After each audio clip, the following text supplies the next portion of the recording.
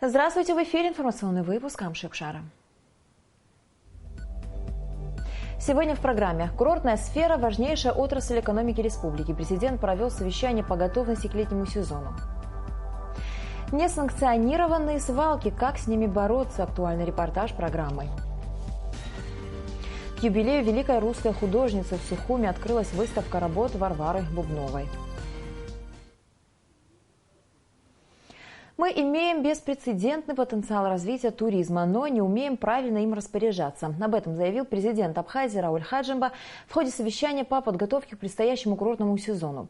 Многое сделано, но еще больше предстоит сделать, ведь курортная сфера – это развитие малого и среднего бизнеса, аграрного сектора и транспортной составляющей, подчеркнул глава государства. О том, какие вопросы были наиболее актуальны на встрече, расскажет Елена Лолуа. В этом году спрос на отдых в Абхазии увеличивается. Президента республики Рауля Хаджимба интересовало, как подготовились органы госвласти и управления к курортному сезону, как выполнили поручения главы государства. А поручения касались разных сфер услуг – улучшения медицинского обслуживания, питания, санитарного состояния городов и пляжей, уровня сервиса, транспортной логистики, решения проблем энергообеспечения и водоснабжения, безопасной эксплуатации маломерных судов и, конечно, повышения безопасности туристов. Мы обладаем беспрецедентным потенциалом развития туризма, который, к сожалению, не всегда эффективно используется. Тем не менее, он дает возможность и государству, и непосредственно нашим гражданам получать определенный доход. Развитие туризма – это в первую очередь развитие сопутствующих отраслей, сферы услуг, малого и среднего бизнеса, повышение занятости людей.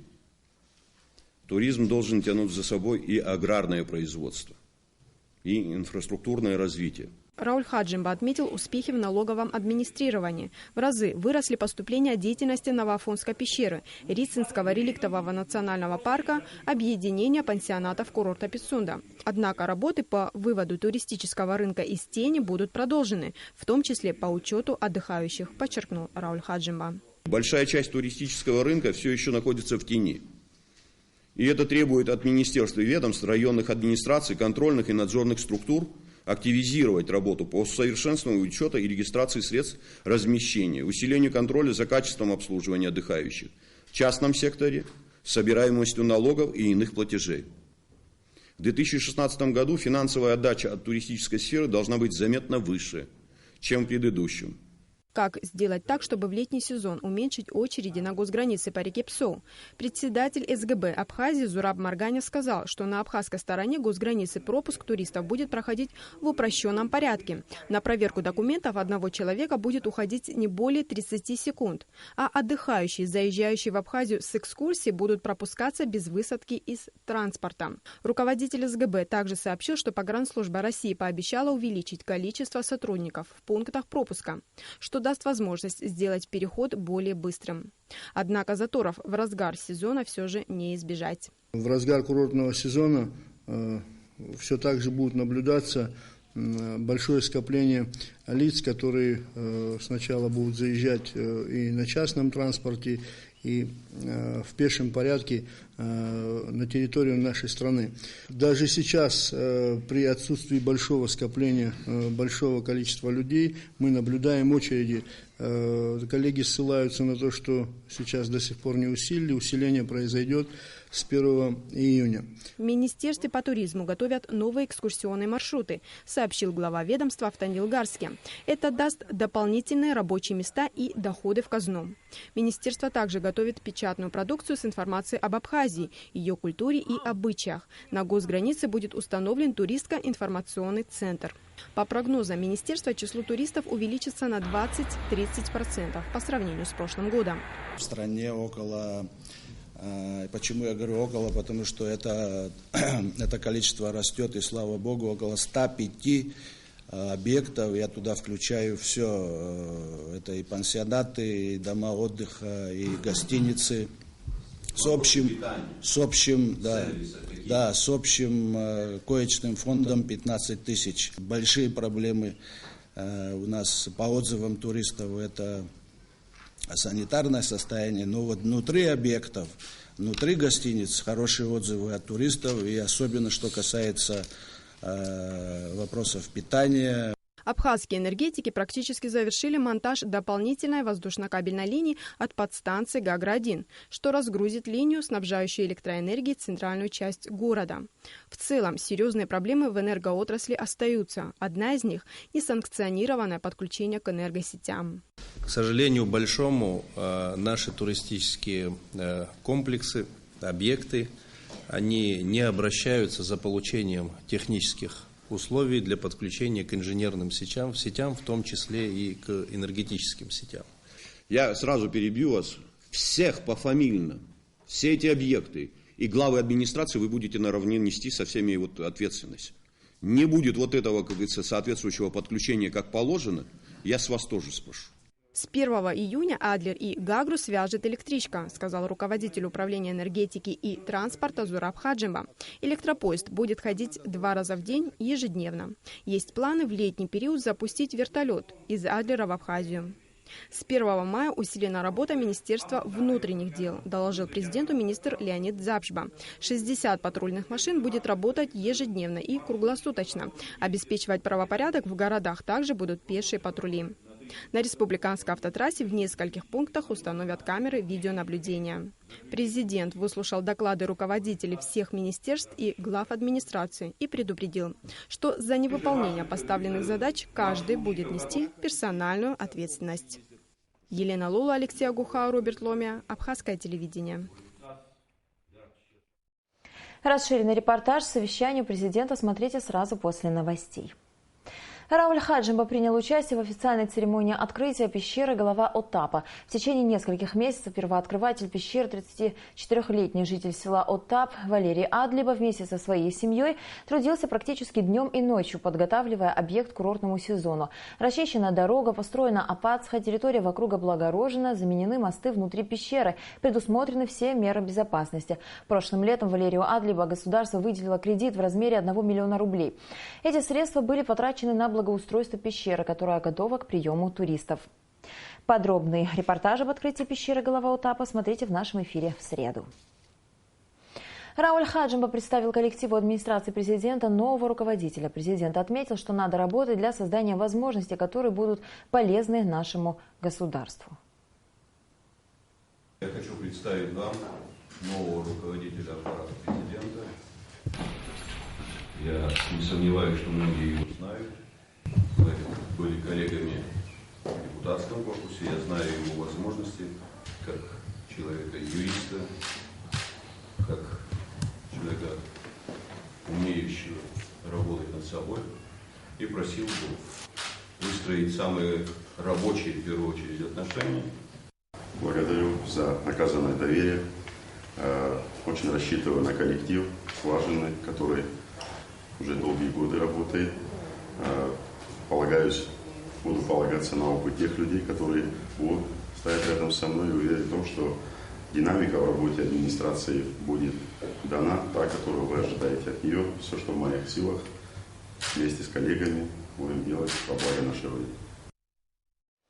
Парламентарии считают необходимым включение препарата «Лирика» в перечень наркотических средств, свободный оборот которых запрещен. Проблемам употребления наркотических средств было посвящено расширенное заседание парламентского комитета по образованию, науке, культуре, делам молодежи и спорту. Депутаты инициировали обсуждение данного вопроса в связи с участившимися в последнее время случаями употребления препарата «Лирика». Представители медицинских кругов поддержали депутатов и согласились с мнением ужесточения контроля над распространением данного препарата. Об этом сообщает пресс-служба Народного собрания. Чем грозит человеку дефицит йода? Специалисты говорят, что его нехватка в организме может привести к серьезным заболеваниям, вылечить которые бывает не под силу даже самым искусным врачам. Об этом говорили на конференции, организованной ЮНИСЕФ совместно с Министерством здравоохранения Абхазии. Педиатры, акушеры-гинекологи, эндокринологи обсуждали проблему, которая в нашей стране приобретает серьезные масштабы, особенно у подрастающего поколения. Несфа Аршба продолжит тему. Профессор Герасимов проблему йододефицита изучает уже достаточно давно. За плечами много лет работы по исследованию этой проблемы. Профессор уверен в том, что дефицит йода снижает общую познавательную способность у всего населения. Раньше представления в основном сводили представление о йодном дефиците только к клиническим симптомам. Наиболее тяжелым из них это был кретинизм, нарушение физического и умственного развития вследствие крайне тяжелого дефицита йода и эндемический зоб. В 1993 году йододефицит был зафиксирован в 110 странах, спустя 20 лет лишь в 31 стране. И все это благодаря успеху программы по борьбе с дефицитом йода. В Абхазии, как оказалось, эта проблема тоже есть. И это несмотря на то, что мы живем на побережье Черного моря. Вот только рыбы потребляем мало, да и то не каждая содержит необходимое количество йода. Рыба очень полезный продукт, но скорее всего вы получаете с этой барагулькой очень небольшое количество. Примерно надо из расчета где-то 200-300 грамм вот этого, так сказать, барагулька целиком, с головой, там, с хвостом, с позвоночником. Мясо там может быть 50 грамм с рыбки. А надо где-то в день, подчеркиваю, где-то порядка потреблять от 300 примерно граммов, чего я сказал, филе лосося. И это еще может в какой-то степени компенсировать. И то может быть и нет. В зависимости от какой лосось, откуда он. Натуральный ли лосось, или он выращенный на ферме. А если он выращенный на ферме, добавляли ли фермеры, производители в этот концентрат достаточно йода, которым кормили? Это вообще такой темный вопрос. Когда вы добавляете егерную соль, вы гарантированно получаете с ней йод. ЮНИСЕФ совместно с Министерством здравоохранения планирует провести в 3 районах Абхазии исследования среди школьников и беременных женщин. По его результатам будут представлены рекомендации по рациону питания для устранения дефицита йода. Почему выбор пал на нашу страну? Как оказалось, Кавказ лидирует в списке стран, в котором высокое потребление соли. Единственный способ повышать потребление йода – это йодирование соли. Просто в домашних условиях потреблять соль с повышенным содержанием йода. То есть эта республика должна закупать соль только йодированную. Тогда и уровень йода в рационе ребенка будет достаточно. Специалисты рекомендуют ввести запрет на ввоз нейодированной соли. Именно такая мера позволила во многих странах мира изменить ситуацию в лучшую сторону. Нисфа Аршба, Астамур Гошба, Абхазское телевидение. Не секрет, что одна из главных проблем сегодня в Абхазии – утилизация бытовых отходов. Существуют территории, куда годами вывозили мусор, и его накопилось большое количество. Но есть и так называемые несанкционированные свалки. Именно о них и пойдет речь в нашем следующем сюжете. Репортажи Ренаты Шакая. Лягушачий рай, змеиная радость. Именно так теперь называют жители района Маяк, прилегающую к их домам территорию. Уже на протяжении 2 лет в 100 метрах от городской мусорной свалки неизвестные люди организовали еще одну свалку, несанкционированную. От безысходности жители района неоднократно перекрывали дорогу, чтобы предотвратить стихийный выброс мусора. Несколько раз жительнице района Лиане Лазария удалось остановить машину, но ей было сказано, что мусор туда возят с ведома владельца земельного участка. Я пошла в горсовет. Горсовет говорит, мы ничего не можем сделать, только поймайте машину. Но сколько я машин должна поймать? Я записала машину, нам, говорит, хозяин разрешил сюда выбрасывать. И все, и милицию вызывала. Милиция тоже приезжала, но они ничего не могли сделать. Когда бульдозер пригнали, первый раз он разгонял, он прорвал водопровод. Вот бассейн до сих пор. Вода оттуда течет. Понимаете? И 0 внимания. Проблемы здесь только набирают обороты. Территория несанкционированной свалки болотистая. И при каждом сбросе мусора болото разливается, затапливая окрестности. Помимо того, что оно уничтожает огороды, так еще и приводит в негодность питьевую воду. Никто же не убирает, не чистит, ничего не делает, просто сыпят и сыпят, а озеро выходит и в дом идет все. На Сухумский Маякский полигон каждый день привозят огромное количество мусора, и так уже на протяжении 70 лет. Полигон занимает огромную территорию, более 50 гектаров. Он давно переполнен, жара вот-вот начнется, а значит и все зловонные запахи начнут проникать в дома, доставляя жителям массу неудобств. Но это еще не самое страшное. Свалка твердых бытовых отходов много лет постоянно горит, заражая округу ядовитым дымом. Масса мух и комаров, крысы. На это люди уже просто перестали обращать внимание. Крысы, змеи, мухи, боже мой, нам эти мухи, мы столько денег тратим, наверное, некоторые люди, наверное, на свете ни на что не тратят сколько. У нас то же самое, и также и мухи, и змеи, и крысы, и лягушки. Ну, вода стоит, болото у нас во дворе. Глава коммунального управления администрации столицы Елена Тёпина прокомментировала сложившуюся ситуацию в районе Маяка. В одном месте начинаем завозить, в другом месте начинается подтопление, потому что эта территория все-таки заболоченная очень. И очень правильно, чтобы было водоотведение. Поэтому есть договоренность нашей организации, это МУП спецавтохозяйства. Они говорили с хозяином для того, чтобы все-таки выровнять. Было к нему такое обращение, что все-таки свой участок, чтобы он загородил ограждением и обязательно сделать водоотведение. Ситуация с вывозом и утилизацией мусора критическая и требует кардинального решения. Очевидно, что существует острая необходимость открытия в Абхазии предприятия по сортировке и переработке мусорных отходов. Однако его строительство и ввод в эксплуатацию, видимо, требует времени. Рената Шакая, Беслан Джинджоли, Абхазское телевидение. В Центральном выставочном зале Союза художников Абхазии открылась выставка работ Варвары Бубновой. Мероприятие приурочено к 130-летнему юбилею великой русской художницы. 18 мая исполняется 130 лет со дня рождения знаменитой художницы, педагога, искусствоведа Варвары Дмитриевны Бубновой. Выпускница Императорской академии художеств и археологического института с 1922 по 1958 год она жила и работала в Японии, где освоила технику литографии. В 1958 году она приехала в Абхазию, где прожила 20 лет. Здесь она создала прекрасную серию работ. Более 50 работ Варвары Бубновой были выставлены в Центральном выставочном зале Союза художников Абхазии. Открывая экспозицию, министр культуры и охраны историко-культурного наследия Абхазии Эльвира Арсалия отметила, что Бубновой выпала почетная миссия в своем творческом пути связать культуры разных стран. Ей выпала почетная миссия в своем творческом пути связать культуру разных стран – России, Японии, Абхазии. Попав уже в достаточно зрелом возрасте 36 лет в Японию, она уже состоялась как художник, но и в истории изобразительного искусства Японии она осталась как мастер литографии. И нам посчастливилось, что в следующие 20 лет волею судьбы она попала именно в Абхазию.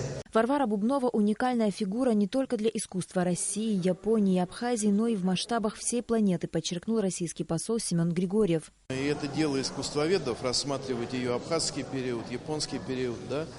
Но, на мой взгляд, она вместе со своими сестрами принадлежит к деятелям действительно планетарного масштаба. Она олицетворяет собой связь не только разных стран, разных культур, но и разных времен. Да, известен тот факт, что Варвара Дмитриевна по материнской линии была родственницей вульфов, которые жили и дружили с Александром Сергеевичем Пушкиным, а племянницей сестры Варвары Дмитриевны, Анны, была Йоко Оно, жена Джона Леннона. Да? Такая потрясающая связь от Пушкина до Леннона, да и прожила она, да, почти век. В общем, то, что такая личность, такой художник имел отношение к русской культуре, к абхазской культуре, для нас это, я думаю, предмет огромной гордости прежде всего. Творчество Варвары Бубновой является мостиком, связывающим Абхазию с мировым искусством. В нашей стране художница написала немало картин, среди которых «Сухумская набережная», «Абхазский дворик» и другие работы, на которые ее вдохновила горячо любимая и ставшая такой родной Абхазия. Множество картин художницы находится за рубежом, в частных коллекциях. Все работы Бубновой представлены на выставке «Собственность национальной картинной галереи Абхазии». В дальнейшем они будут участвовать в различных международных выставках. Прекрасные впечатления от выставки. Очень понравилось, честно говоря, до сегодняшнего дня я не была знакома с ее творчеством. Очень понравилась ее графика, автолитография, линогравюра. Люблю в такой технике, сама пробовала работать в такой технике, поэтому, так как мне это ближе, больше всего мне понравилось именно ее графические работы. Ну и портреты, конечно, тоже. Есть картина, которая понравилась больше всего, это портрет женщины, там смешанная техника, акварелью, и графикой. Очень понравился именно взгляд, как она передала, очень глубокий. Организаторы выставки – Министерство культуры и охраны историко-культурного наследия и посольство России в Абхазии. Выставка продлится до 20 мая.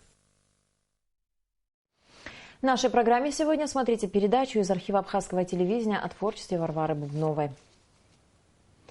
Сильный дождь, шедший накануне весь день, подтопил дома и приусадебные участки в некоторых районах Гудауты. Об этом сюжет подготовлен пресс-службой МЧС Абхазии. Грозовой фронт, прошедший накануне, вызвал подтопление в некоторых частных домовладениях в Гудаутском районе и в самом городе. По словам очевидцев, в течение короткого времени уровень воды поднялся почти до полуметра, а в некоторых случаях достигал и 1 метра. Вместе с водой в жилые помещения, подсобные строения и в салоны автомобилей вносились грязь и ил. Вот такая же вода и там. Вот там вот стояла вот так вода. Вот сейчас вот вручную вычерпываем и туда, и сюда. Вот стиралку, пожалуйста. Вот так вода стояла. Вот. Сейчас залили. Сотрудники МЧС Абхазии оперативно выезжали на места подтоплений, откачивали воду, смывали со дворов наносы ила и грязи.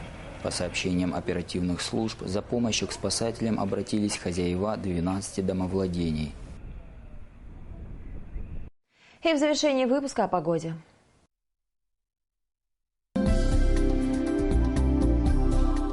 По сообщению гидрометеослужбы, в Абхазии ожидается переменная облачность, ночью и утром без осадков, со второй половины дня возможен дождь.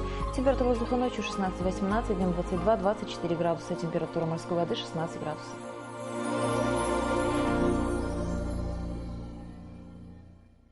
На этом наш выпуск завершен. До скорых встреч в эфире.